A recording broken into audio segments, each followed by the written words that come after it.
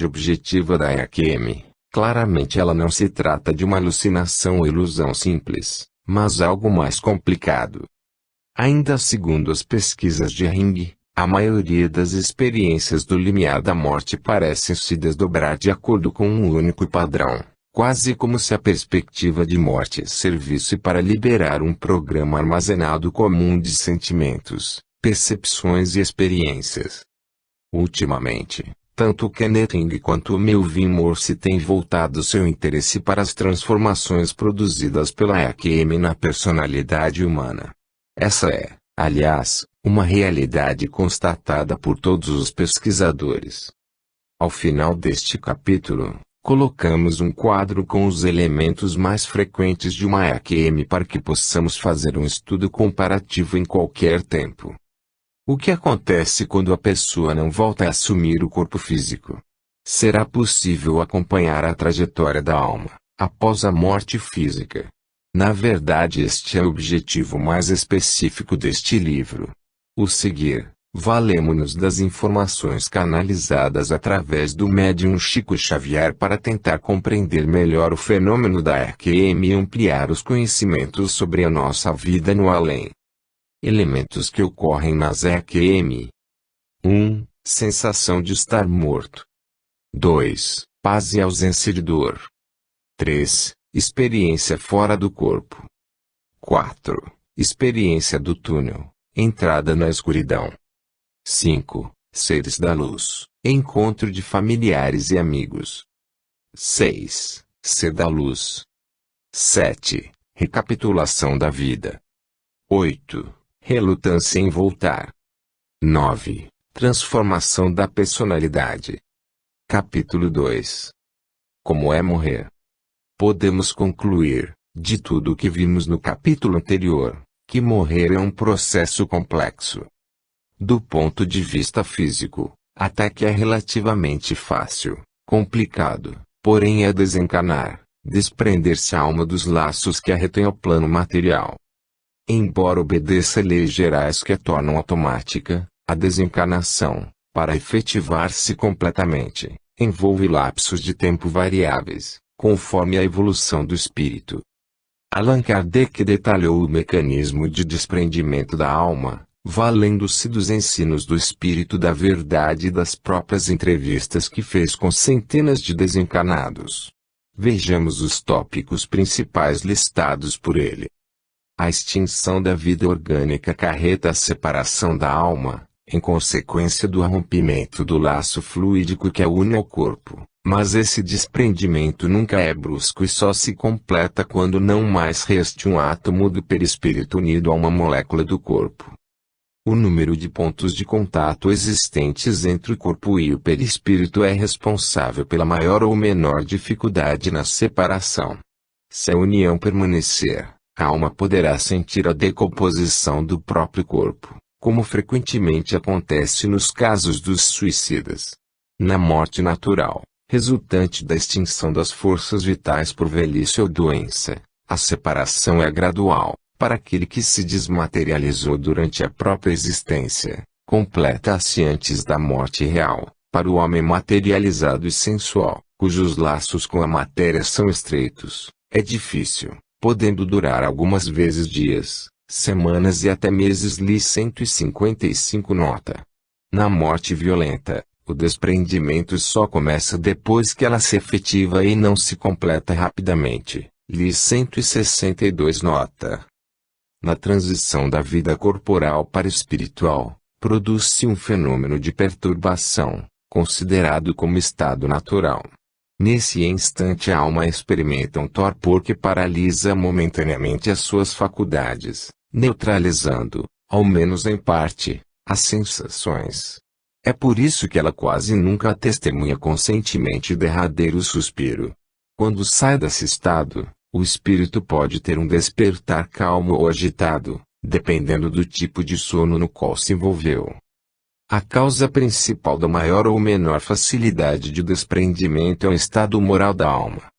Influem, pois, no processo de desencarnação, o número de encarnações já vividas, as conquistas mentais ou o patrimônio no campo da ideação, os valores culturais, o grau de apego aos bens terrenos, enfim, as qualidades morais e espirituais, que constituem seu patrimônio. A preparação para a morte incluiria todo um programa existencial, fé ativa, aceitação da vontade divina nos impositivos da existência, desprendimento dos bens terrenos, busca da expansão do amor, na vida diária. É por isso que não existe uma desencarnação igual a outra, do mesmo modo que não há equidênticas, apenas similares. As desencarnações tanto quanto as reencarnações obedecem simplesmente à lei natural, ambas são automáticas. Há um programa nos dois processos que, em linhas gerais, é igual para todos os seres viventes. A proximidade da morte física simplesmente detona a abertura desse programa, que se desdobra, então, em estágios definidos, mas cuja duração varia em graus muito diversificados, porque depende da aquisição evolutiva de cada ser. Em 1958, o espírito de André Luiz explicou o processo do morrer, comparando a metamorfose dos insetos. Vamos dissecar suas informações. Imaginemos a larva dos insetos de transformação completa, como a da borboleta, por exemplo. Chega um determinado momento em que a lagarta começa a diminuir os seus movimentos, até paralisá-los completamente, esvazia, então, os intestinos e não mais suporta a alimentação. Nesse estágio, permanece imóvel, transformando-se em crisálida ou pupa. Fica, então, dentro do casulo, protegida das intempéries, pelos fios que produz, com a secreção das glândulas salivares, e os tecidos vegetais e pequenos gravetos do meio ambiente. Nesse estado, pode ficar alguns dias e até meses. Na posição de pupa, o organismo da lagarta sofre modificações consideráveis com o aniquilamento de determinados tecidos, histólise, ao mesmo tempo que elabora órgãos novos, histogênese. Principalmente o aparelho digestivo e os músculos sofrem as alterações de cunho degenerativo, reconstruindo-se, depois, em novas bases. Nessa reconstrução, histogênese, forma-se um novo sistema bucal e os elementos dos músculos estriados são reutilizados, já agora para a configuração de outros órgãos. Assim, um belo dia, uma linda borboleta deixa o casulo. Ao deixar o corpo físico, a alma humana passa por um processo semelhante. Somente após o esgotamento da força vital, em virtude da idade avançada, da enfermidade ou de algum outro fator destrutivo externo, pouco a pouco, declinam as forças fisiológicas, paralisam-se os movimentos corpóreos. O paciente em estado terminal não mais tolera a alimentação. A imobilização no cadáver lembra a crisálida. Assim como a lagarta produz os filamentos com que se novela no casulo, também o homem se envolve nos fios dos próprios pensamentos. Nesse estado, há o predomínio das forças mentais, tecido com as próprias ideias reflexas dominantes do espírito. Este pode ficar nesse estado de pupa por um período que varia entre minutos, horas, dias, meses ou decênios, com a cadaverização, os catalisadores químicos e outros recursos próprios do quimismo orgânico operam a destruição dos tecidos corpóreos, histólise. Com isso, afetam os tecidos do corpo espiritual, principalmente a morfologia dos músculos e dos aparelhos da nutrição, com escassa influência sobre os sistemas nervoso e circulatório.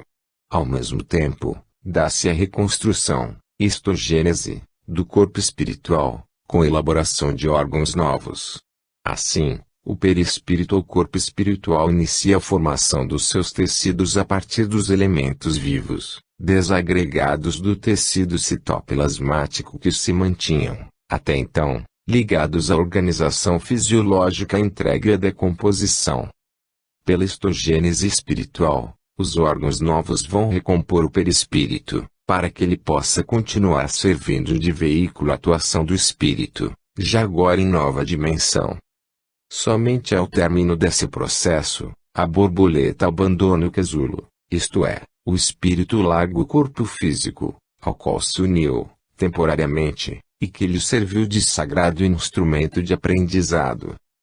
Enverga, então, um veículo mais sutil, com um novo peso específico, segundo a densidade da vida mental em que se gradua, dispondo de novos elementos para atender à própria alimentação e locomoção. Tal como o organismo da borboleta, esse corpo sutil passou por modificações no sistema muscular e no aparelho bucal. Assim, vai ostentar as chamadas trompas fluídico-magnéticas de sucção, novo meio através do qual vai se alimentar no além. Com esses órgãos novos, esse corpo estará muito mais ligado às emanações das coisas e dos seres que o cercam. É sempre bom repetir que todo esse processo vai depender da evolução espiritual do desencarnado. O grau evolutivo alcançado vai se refletir nos processos mentais que, por sua vez, vão conferir peso específico ao psicossomo perispírito. Em última análise, esse peso específico é quem vai determinar a morada ou a dimensão em que o espírito viverá no além. Desde que iniciou seus seminários sobre a morte e o morrer, em 1965, a doutora Elizabeth Kubler-Ross tem aprendido muito com os moribundos. Em seus livros e conferências, a grande mensageira da esperança, legítima representante da psiquiatria iluminada, tem utilizado bastante as mesmas imagens veiculadas por André Luiz, a lagarta, o casulo e a borboleta. Do nosso ponto de vista, as semelhanças e proximidades desses dois tipos de fontes são tão grandes que nos parece perfeitamente legítimo aproximarmos essas duas referências, ou seja, a psicográfica e a da pesquisa. É nesse sentido que buscamos cruzar e mesclar essas duas fontes de conhecimento. Vejamos o que ela diz: a morte do corpo humano é um processo idêntico ao que ocorre quando uma borboleta deixa o casulo. O casulo pode ser comparado ao corpo humano, mas não é idêntico ao ser real, pois é apenas uma morada temporária. Morrer é como mudar-se de uma casa para outra mais bonita, simbolicamente comparando.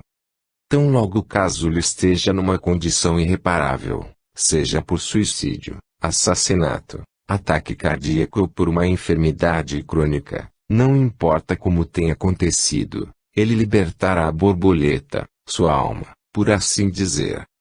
Nesse segundo estágio, ainda simbolicamente, tendo a borboleta deixado o seu corpo material, você terá algumas sensações importantes, das quais é bom que tenha conhecimento, a fim de não ter mais medo da morte. Nesse segundo estágio, o que o alimenta é a energia psíquica, ao passo que, no primeiro, era a energia física. Nas suas observações no leito de morte, a doutora Ross constatou essa posição de pulpa referida por André Luiz. O doente não deseja mais conversar, para de se alimentar, enfrentando os pródromos da passagem.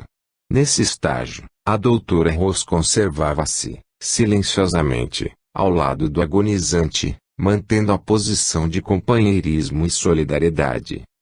Muitos clarividentes têm descrito o que se passa no momento da morte, em observações que puderam fazer assistindo a moribundos. Andrew Jackson Davis era dotado de poderosos dons psíquicos, entre os quais a clarividência.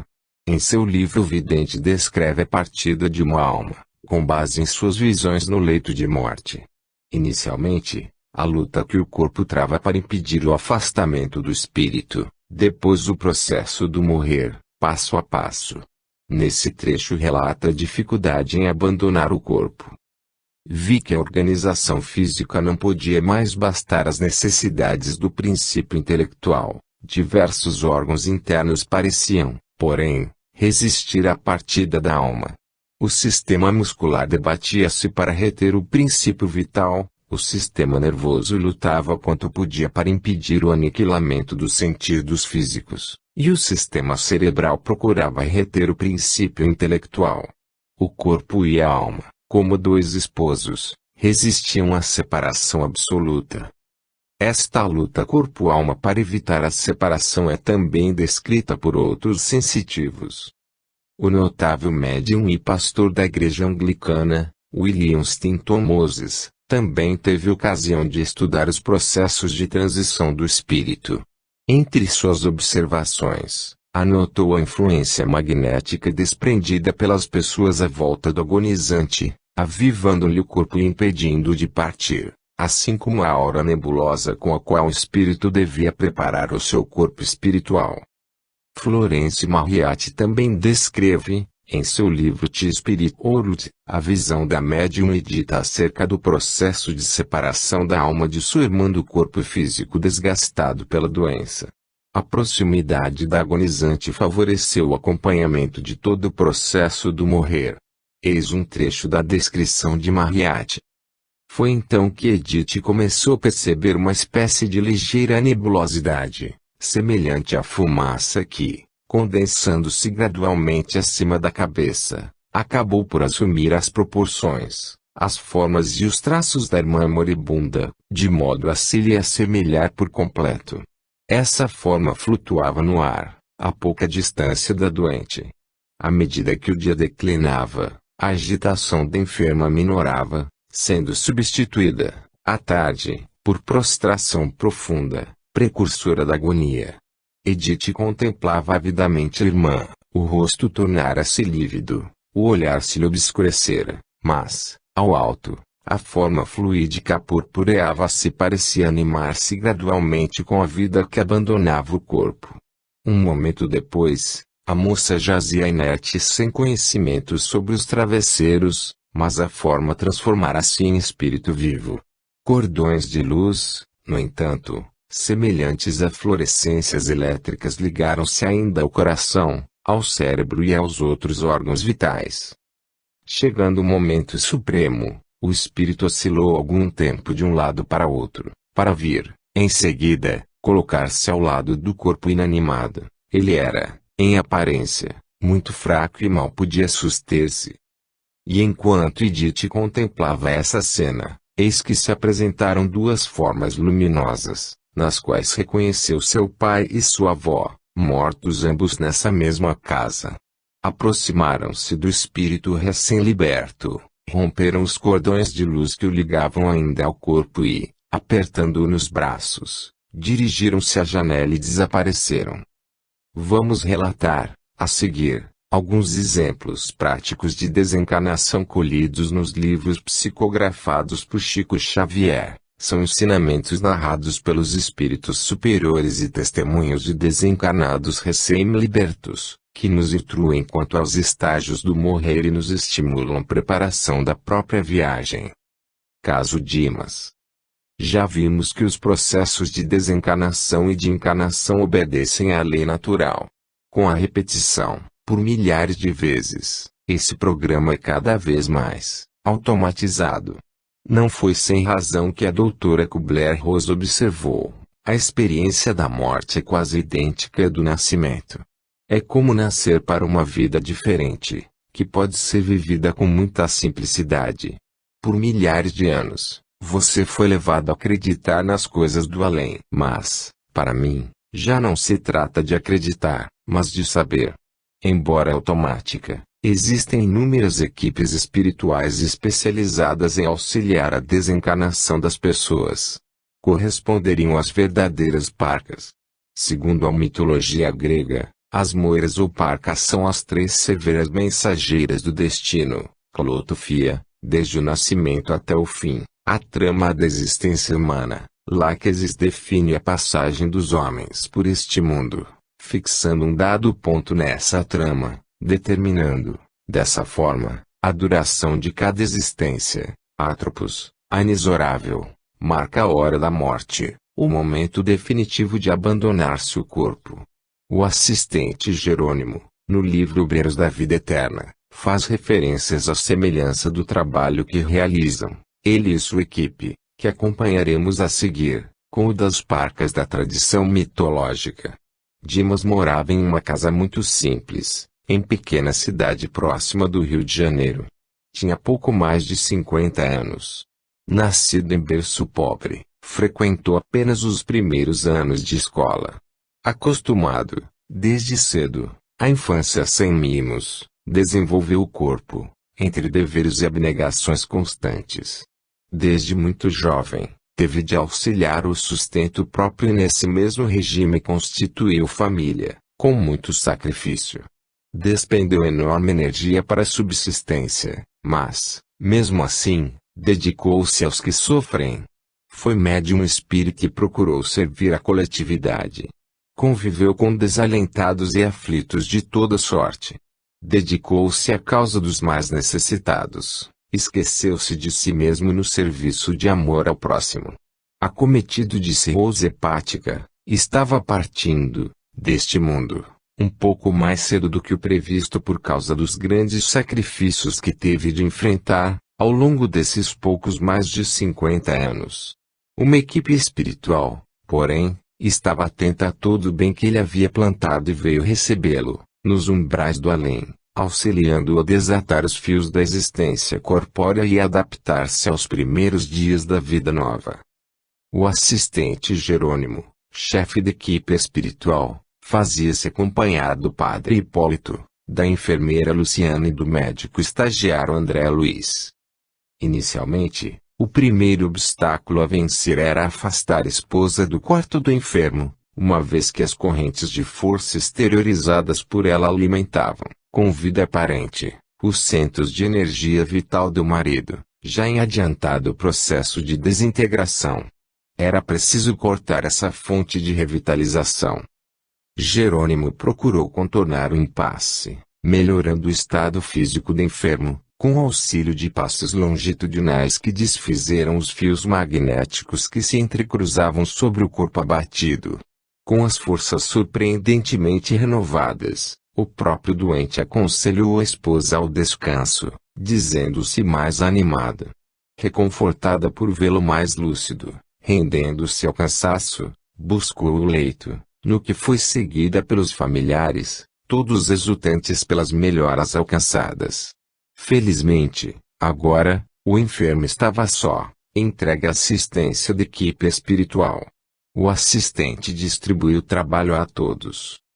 Hipólito e Luciana, depois de tecerem uma rede fluídica de defesa, em torno do leito, para que as vibrações mentais inferiores fossem absorvidas, permaneceram em prece ao lado, enquanto André Luiz colocava a mão direita sobre o plexo solar do agonizante.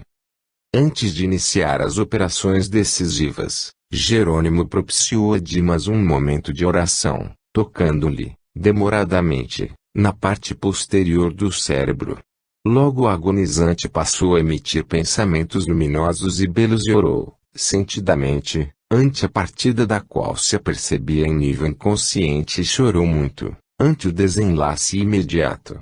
Na prece, recordou-se de sua genitora e pediu à mãe dos seus que lhe concedesse a graça de revê-la no minuto de partir.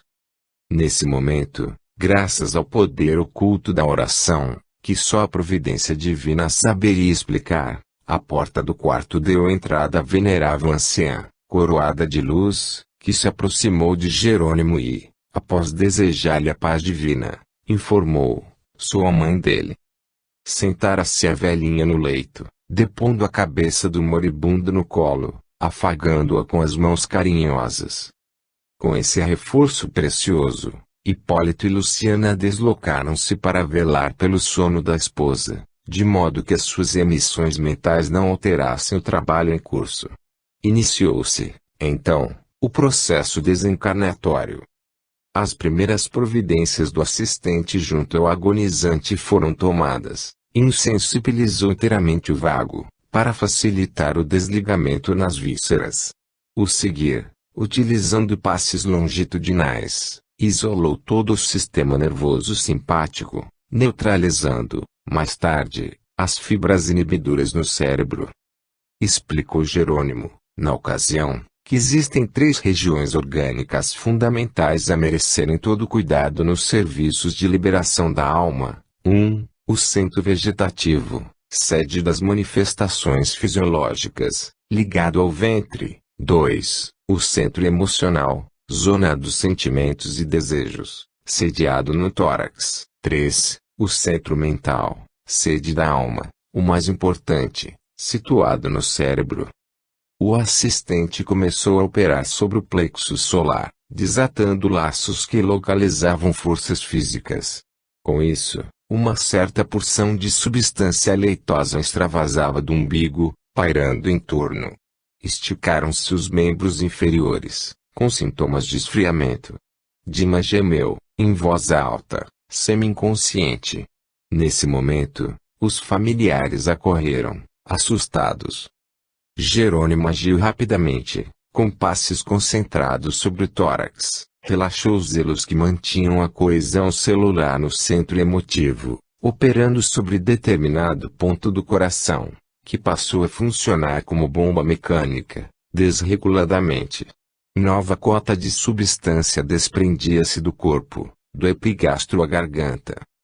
André Luiz conta que todos os músculos trabalharam fortemente contra a partida da alma, opondo-se à libertação das forças motrizes, em esforço desesperado, ocasionando angustiosa aflição ao paciente. Foram chamados, às pressas, o médico e os parentes. Dimas estava em coma. Houve um reduzido tempo de descanso, e Jerônimo voltou para aquela que seria a última etapa. Concentrando todo o seu potencial de energia na fossa romboidal, Jerônimo quebrou alguma coisa que não pude perceber com minúcias, e brilhante chama violeta dourada desligou-se da região craniana, absorvendo, instantaneamente, a vasta porção de substância leitosa já exteriorizada. Quis fitar a brilhante luz, mas confesso que era difícil fixá-la com rigor.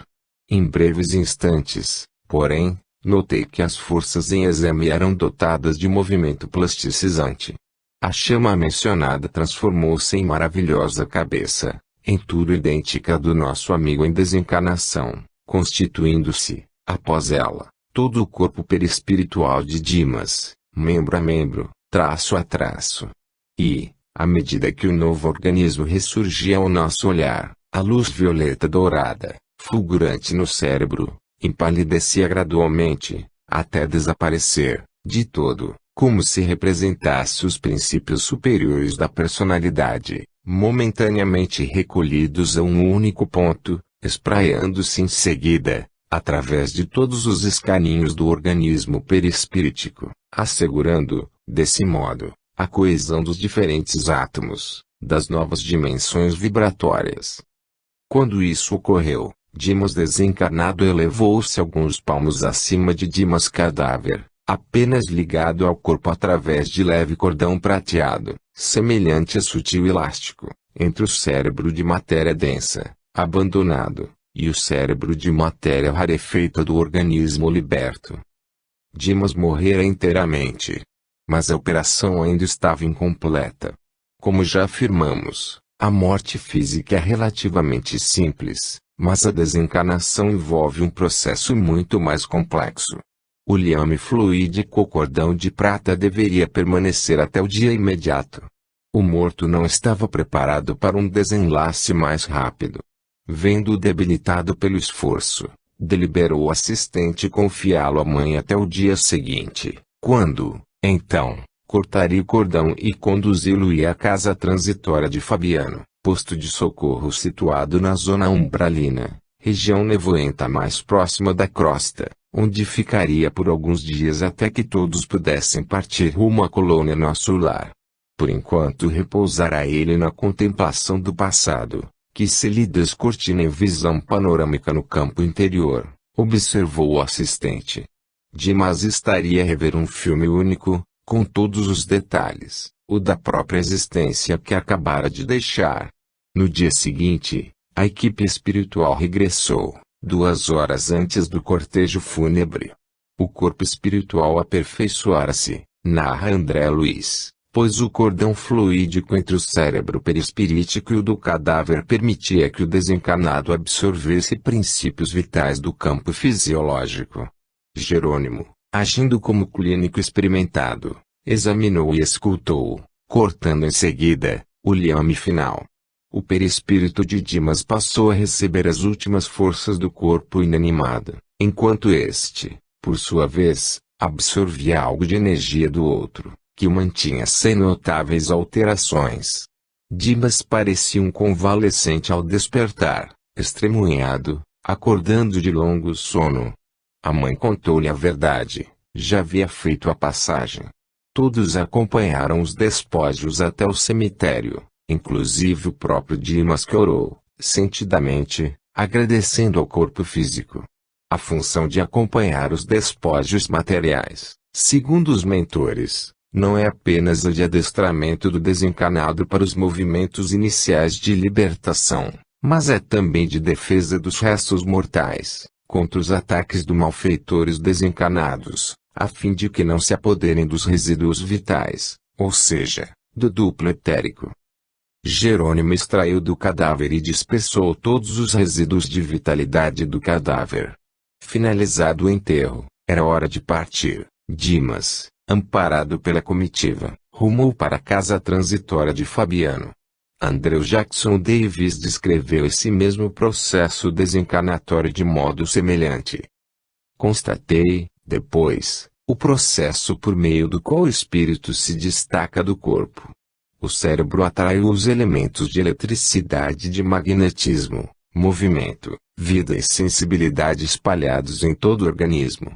A cabeça como que se iluminou, e, ao tempo que as extremidades do corpo se tornavam frias e obscuras, o cérebro tomava um brilho particular. Em torno dessa atmosfera fluídica, que cercava a cabeça, vi formar-se outra cabeça, que se desenhou cada vez mais nitidamente. Tão brilhante era, que eu mal podia fitá-la, à medida, porém, que ela se condensava, desaparecia a atmosfera brilhante, do mesmo modo pelo qual a cabeça fluídica se desprendera do cérebro, vi formarem-se, sucessivamente, o pescoço, os ombros, o tronco, enfim, o conjunto do corpo fluídico. Tornou-se evidente, para mim, que as partes intelectuais do ser humano são dotadas de uma afinidade eletiva que lhes permite reunirem-se no momento da morte.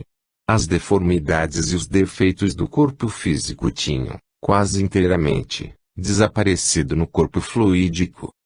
Davis afirma que os sofrimentos do agonizantes são fictícios, apenas provinham da partida das forças vitais e intelectuais, que se retiraram de todo o corpo para se concentrarem no cérebro e, depois, no organismo novo. Caso Fábio. A mesma equipe espiritual escalada para levar Dimas, também se incumbiu de realizar a desencarnação de Fábio, um senhor na idade madura, casado, com 2 filhos menores de 8 e 6 anos presumíveis, portador de tuberculose em estado avançado. Morador em um bairro pobre e menos populoso do Rio de Janeiro, Fábio foi um autodidata em espiritismo, sempre se consagrou aos estudos transcendentais da alma e às obras do bem. Livre de sectarismo, disciplinado, soube preparar a família para sua morte, que ele sabia estar próxima, introduzindo o evangelho no lar, desde os primeiros tempos do matrimônio. Silveira, pai de Fábio, juntou-se à equipe do assistente, acompanhado de mais 2 amigos. Jerônimo repetiu o mesmo processo de libertação praticado em Dimas, mas conseguiu fazê-lo com muito mais facilidade. Depois da ação desenvolvida sobre o plexo solar, o coração e o cérebro, desatado o nó vital, Fábio fora completamente afastado do corpo físico. Por fim, brilhava o cordão fluídico prateado, com formosa luz. Amparado pelo genitor, o recém-liberto descansava, sonolento, sem consciência exata da situação. A surpresa estava por vir. 1 hora depois da morte física, Jerônimo cortou o cordão prateado. Fábio estava mais preparado para a desencarnação do que Dimas. Após o desligamento, o pai beijou o filho e entregou ao assistente para levá-lo à instituição socorrista, casa transitória de Fabiano, onde programara reencontrá-los. Diferentemente do que ocorreu no caso Dimas, a equipe partiu, logo em seguida ao total desligamento, sem esperar pelo sepultamento, levando Fábio, adormecido, para a casa transitória. Caso Cavalcante. Um homem de mais de 60 anos, virtuoso católico romano, espírito abnegado e valoroso nos serviços do bem ao próximo, com belos dotes morais. Assim, o assistente Jerônimo definiu Cavalcante, apresentando-o a André Luiz, enquanto ambos o observavam em um leito hospitalar, no Rio de Janeiro. Às portas da desencarnação, fora internado como indigente, em uma enfermaria com vários outros leitos, abandonado da parentela, em virtude de suas ideias de renúncia às riquezas materiais. Não fora esquecido, porém, do amor de Deus. A equipe ali estava, preparando-se para dar-lhe toda a assistência no desligamento dos liames materiais. Antes de adentrar a enfermaria, onde o doente se acomodava, André Luiz e Jerônimo haviam varado a larga porta do movimentado hospital, defendido por grandes turmas de trabalhadores espirituais. Havia aí tanta atividade por parte dos encarnados, como por parte dos desencarnados, comenta André Luiz. Guardemos este ensinamento: toda vez que adentrarmos os pórticos de qualquer hospital, façamos uma prece e respeitemos as equipes do além que aí morejam e que necessitam da nossa cooperação espiritual. Apesar de todo o amparo dos abnegados amigos da vida maior e da bondade de seu próprio coração, Cavalcante não estava preparado para libertar-se da carne, mostrava-se exageradamente sensível. Aprendemos com este caso que a fé precisa ser educada para não originar deploráveis desequilíbrios da alma. Durante mais de 4 dias, Cavalcante lutava contra a morte. O problema intestinal agravara-se, enormemente, com a peritonite. O agonizante já estava cercado de emanações desagradáveis. O padre, chamado para ouvi-lo em confissão, abreviou o mais que pôde o contato junto ao leito. Afastando-se da enfermaria, o sacerdote encontrou o médico que cuidava dele e iniciou o seguinte diálogo. Afinal, que acontece ao Cavalcante? Morre ou não morre? Estou cansado de tantos casos cumpridos. Tem sido gigante na reação, informou o clínico, bem-humorado. Considerando-lhe, porém, os males sem cura, venho examinando a possibilidade da eutanásia. Parece-me caridade, redarguiu o religioso traço, porque o infeliz apodrece em vida. Ouvindo o diálogo descaridoso, André Luiz comentou: a cena chocava-me pelo desrespeito. Ambos os profissionais, o da religião e o da ciência, notaram situações meramente superficiais, incapazes de penetração nos sagrados mistérios da alma. Entretanto, para compensar tão descaridosa incompreensão, Cavalcante era objeto de nosso melhor carinho. Todavia, apesar de todos os esforços da equipe espiritual, Cavalcante, com medo da morte, não se rendeu à desencarnação, reagindo até o fim, em oposição a qualquer tentame nesse sentido. Apesar da profunda desaprovação de Jerônimo, o mesmo médico que conversara com o sacerdote, pela manhã, aplicou no enfermo uma injeção compassiva impondo-lhe a morte física. Infelizmente, porém, a personalidade desencarnante estava presa ao corpo inerte, em plena inconsciência e incapaz de qualquer reação. Somente 20 horas depois, a equipe conseguiu retirar Cavalcante dos despojos corpóreos. Apático, sonolento, desmemoriado, foi conduzido à casa transitória de Fabiano. A injeção sedativa, com dose alta de anestésicos, afetou-lhe o perispírito, como se o desencarnado tivesse recebido uma descarga elétrica. Os medicamentos estão saturados de energias eletromagnéticas, por isso têm repercussões mais ou menos profundas sobre o corpo espiritual. Por essa mesma razão, sofrem muito, no além, dependentes químicos e suicidas. Quanto à eutanásia, a doutora Kubler-Ross exprime muito bem a nossa missão como médicos. Nossa função não é matar, mas sim ajudar os outros a viverem até morram. Sou totalmente contra qualquer forma de morte misericordiosa e de maneira nenhuma tomaria parte nisso. Caso Adelaide. A equipe do assistente Jerônimo estava incumbida ainda de levar mais 2 senhoras, Albina e Adelaide.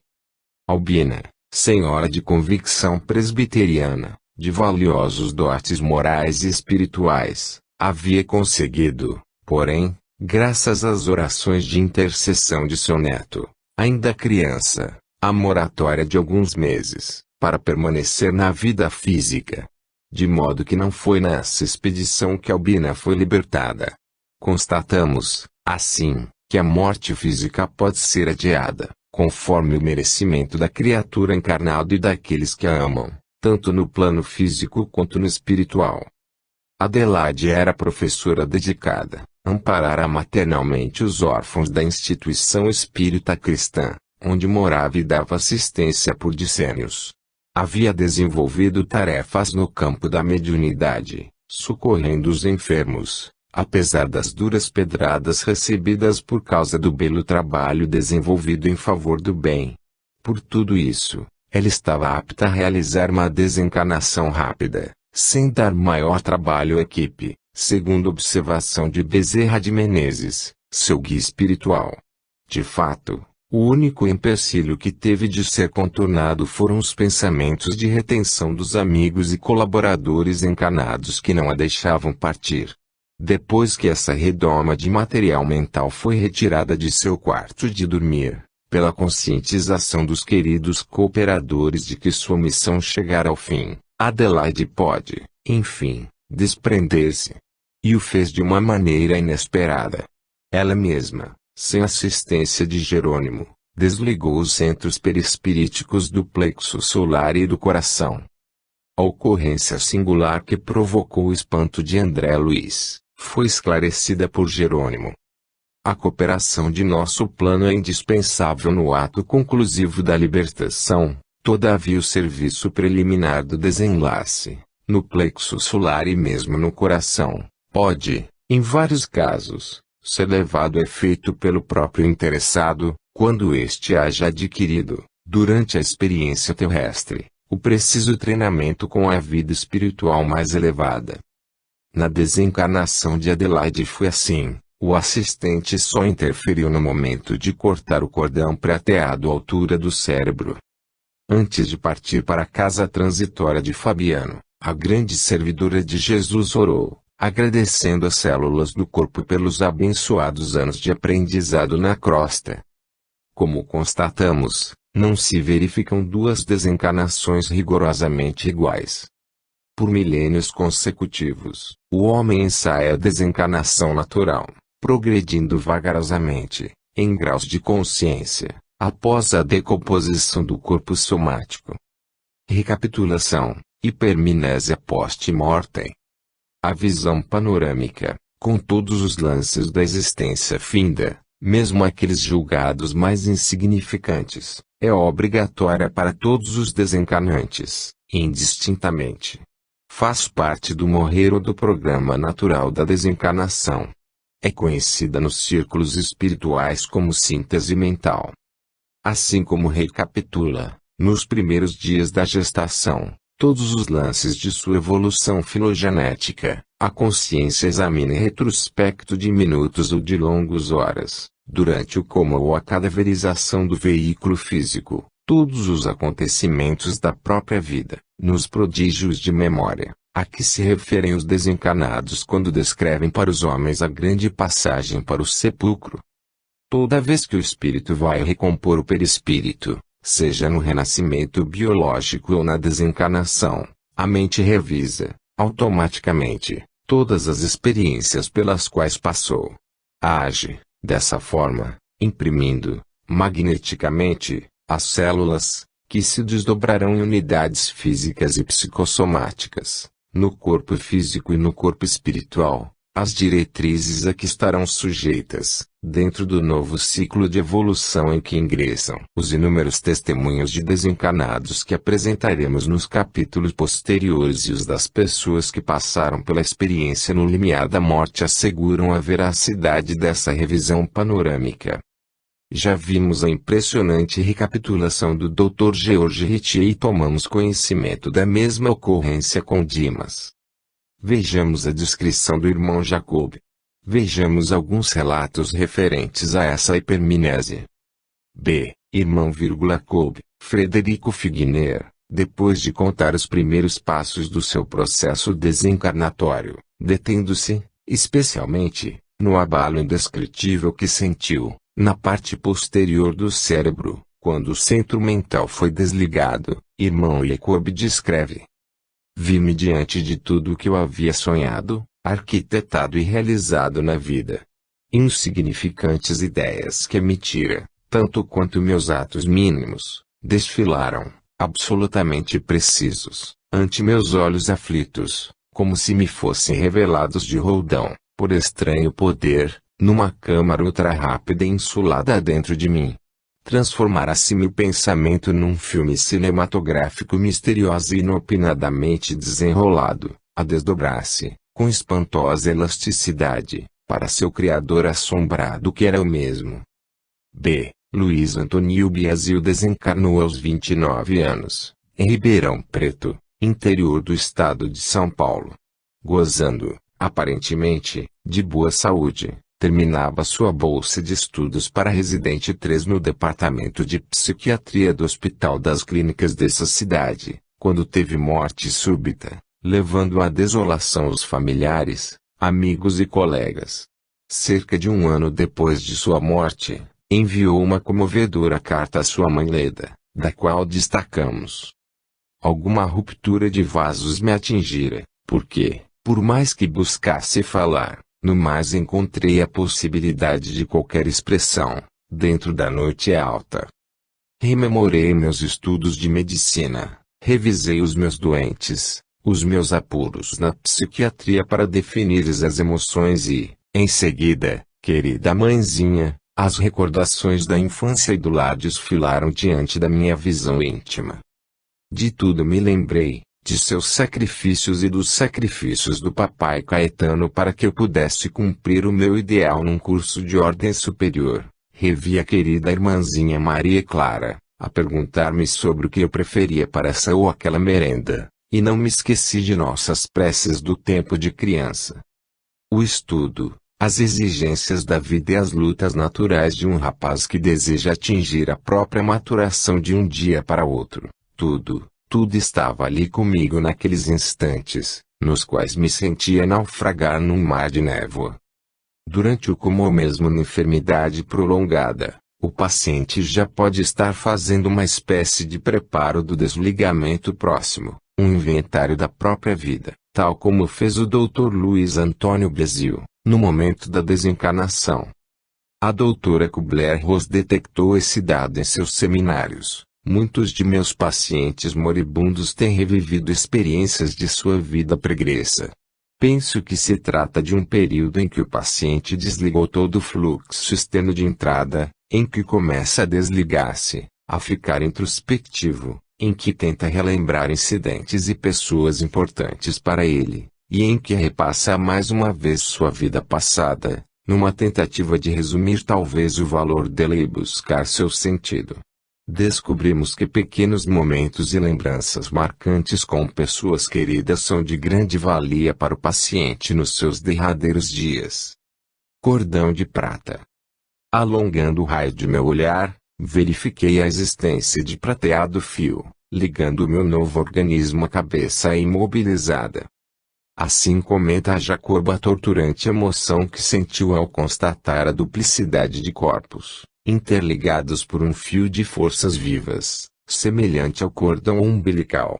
Algumas horas antes do enterro, os benfeitores espirituais cortaram esse cordão prateado. Bezerra de Menezes, o excelso benfeitor, esclareceu que na maioria dos casos, não seria possível libertar os desencarnados tão apressadamente, que a rápida solução do problema liberatório dependia, em grande parte, da vida mental e dos ideais a que se liga o homem na experiência terrestre. Como já vimos nos casos anteriores, Dimas teve o fio prateado cortado 2 horas antes da saída do cortejo fúnebre, Fábio, 1 hora depois do desligamento do centro mental, e Adelaide imediatamente, enquanto Cavalcante precisou de um prazo maior do que o de todos os seus companheiros de excursão. Segundo informações do benfeitor Emanuel, A grande maioria das criaturas humanas necessita de 50 a 72 horas para que esse corte se concretize. Qual a função do cordão de prata? Analisando o caso Dimas, André Luiz observou: tive a nítida impressão de que através do cordão fluídico, de cérebro morto a cérebro vivo, o desencarnado absorvia os princípios vitais restantes do campo fisiológico.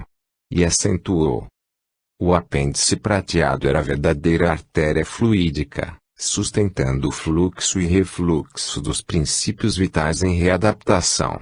Retirada a derradeira via de intercâmbio, o cadáver mostrou sinais, quase de imediato, de avançada decomposição. Fazendo uma correlação entre o estudo da metamorfose da alma, de crisálida da borboleta, e o desligamento dos 3 centros de força mais importantes, concluímos que a manutenção do cordão de prata está diretamente relacionada ao processo de histogênese espiritual. O perispírito que serviu de intermediário ao espírito para modelar o organismo biológico e atuar sobre ele, tem, agora, de passar por modificações estruturais, especialmente no aparelho digestivo, sistema digestório, e nos músculos, para servir-lhe de veículo na vida do além. O sono, a revisão panorâmica e o cordão de prata estão diretamente implicados nessas modificações, ou seja, na construção desses órgãos novos, que, por sua vez, obedecerá sempre ao estado mental ou ao patrimônio espiritual alcançado pelo desencarnado. Aprendemos que esse processo transformador do corpo sutil não termina, necessariamente, aí, no limiar da vida nova, mas prossegue ao longo da vida espiritual. Enquanto esses órgãos novos do corpo espiritual não estiverem concluídos, pelo menos na sua tessitura básica, a alma permanece em estado de pulpa ou crisálida, incapaz de sair do próprio casulo. Quanto mais longa a permanência na erraticidade, a demora na retomada de um novo corpo físico, mais o perispírito incorpora elementos da outra dimensão. Para ingressar novamente no corpo físico, o espírito deverá despojar-se desses elementos. A esse respeito, há referências detalhadas no livro Missionários da Luz quando trata da reencarnação de Segismundo. Um sono profundo, irresistível, arrasador. Se há uma unanimidade nos 500 testemunhos post-mortem, sem dúvida, praticamente todos mencionaram o sono profundo, compulsivo, irresistível, pesado, suave, arrasador, no limiar da vida nova. Nas questões de 163 a 165 de O Livro dos Espíritos há instruções sobre o estado de perturbação pelo qual a alma passa, após a morte, em tempo variável, conforme a elevação de cada um. Carlos Alberto Andrade Santoro tinha 20 anos quando faleceu de acidente aviatório. Fazia, então, o curso de piloto civil iniciário da Faculdade de Ciências e Letras de Votuporanga, cidade do interior de São Paulo, onde residia. No mesmo acidente, sucumbiu Denizar Vidigal, seu instrutor de pilotagem. Enviou ele uma carta a seus pais, na noite de 11 de março de 1977, em Uberaba, 5 anos após a sua desencarnação. Há dados impressionantes nessa mensagem. Teremos oportunidade de voltar a eles no decorrer deste livro. Por enquanto, vamos nos ater ao seguinte trecho. Eu sabia que esse nunca mais se referia ao corpo e não a mim, o espírito imortal que sobreviveria ao desastre, mas, ainda assim, o gosto do adeus é por demais amargo para que a gente o sinta sem chorar. Chorei, dentro de uma imobilidade que eu não saberia descrever, e, em seguida, notei que mãos de enfermagem me anestesiaram. Era o sono da bênção, porque, entre a morte do corpo e o renascimento na vida espiritual, Deus colocou um desmaio providencial. Quando acordei, me vi sem qualquer ligação com nosso amigo Denizade e com a nossa gente amiga de Votuporanga. Às vezes, esse sono, desmaio ou torpor, é agitado por pesadelos. Vejamos alguns depoimentos a respeito. Yolanda Carolina Giglio Vilela, conhecida como Lauda, era formada em letras e exercia o magistério, cultivava a música e a poesia, interessava-se pelos assuntos espirituais, mantendo o coração sempre livre de todo rancor. Aos 27 anos, desencarnou em acidente automobilístico. Vejamos um trecho de suas notícias enviadas a seus pais e ao seu irmão caçula, quando estes visitaram o médium, em Uberaba, 15 de 10 de 1976. Um choque difícil de descrever e, depois aquela ideia de que o desmaio era natural e inevitável, um sono agitado por pesadelos, porque a gente não se despede do corpo, sem desatar muitos laços e nem se desligar com muita facilidade do ambiente querido em que se nos desenvolveu a experiência familiar. Pelos depoimentos, ficamos sabendo também que este sono do limiar da vida nova está relacionado com a revisão panorâmica da existência. Vejamos. Nestor Macedo Filho, mais conhecido como Nestorzinho, era estudante do 2º ano da Faculdade de Medicina, de Mogi das Cruzes, quando foi colhido por uma imensa tragédia. No dia 1º de novembro de 1979, na estrada que liga São José dos Campos à Ilha Bela, no interior de São Paulo, um caminhão basculante, que trafegava na contramão, em alta velocidade, bateu frontalmente contra o veículo que dirigia. No acidente, faleceram também sua mãe Ivanir, sua avó Julieta e seus irmãos, Samadar e Gustavo. Apenas sua noiva, Elisa Helena, conseguiu se salvar, após suportar extensos cuidados médicos. Em questão de segundos, seu pai, Nestor Macedo, corretor de imóveis em Ribeirão Preto, perdeu a família inteira. 5 meses depois, Nestorzinho voltou dessa tragédia, através do lápis mediúnico, enviando a primeira mensagem em 9 de abril de 1980 e a segunda, em 14 de maio de 1980.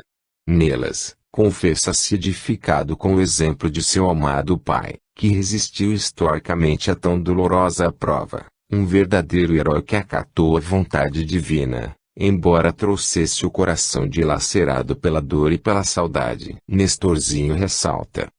Num lance veloz de tempo revi toda a minha vida curta de rapaz e em seguida me arrojei num sono pesado de que despertaria dias depois, a fim de me conscientizar quanto ao total da verdade, ciente de que me achava em uma organização hospitalar, quanto ao meu caso.